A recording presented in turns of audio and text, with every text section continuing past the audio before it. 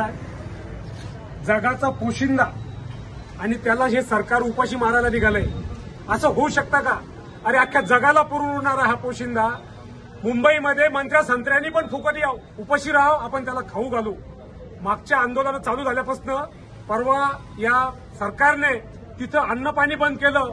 जिथं दररोज भंडारा होतो लालबागच्या राजाला, तो भंडारा आयुष्यात आमच्या कळण्यात पहिली बार असं झालं की या सरकारने तो भंडारा सुद्धा बंद केला की जरांगे पाटलाच्या आंदोलनाला कुठेतरी गालबोट लागावं, लोकांनी परत जावं असं त्यांचा हेतू होता. परंतु या जगाच्या पोशिंदाने आमचं रात्री 6 वाजता काकाचं आमचं बोलणं झालं की आपण काहीतरी करावं. वरुणकडूनही फोन आला की बाबा इथं प्रॉब्लेम येतोय, भाजी भाकरी कशी पाठवता येईल.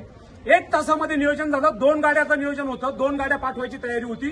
परंतु 1 तासामध्ये एवढे फोन आले आम्हाला, तर आतापर्यंत जवळजवळ ही 11वी गाडी चालली आहे मुंबईला आपल्या तालुक्याच्या वतीनं, आणि अजूनही 10 लोकांचे फोन आहे. परंतु आम्ही थोडं स्टॉप केलं.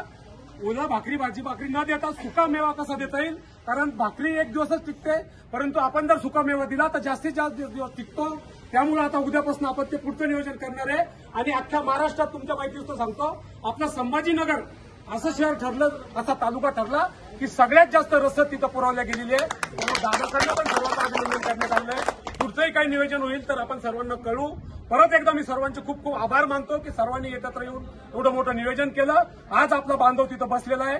कुणालाही काही कमी पडणार नाही, बांधवाला तर कमी पडणारच नाही, पण मुंबईमध्ये राहणाऱ्या आमदार खासदाराला सुद्धा आपण पुरू अशी सर्वांची तयारी आहे.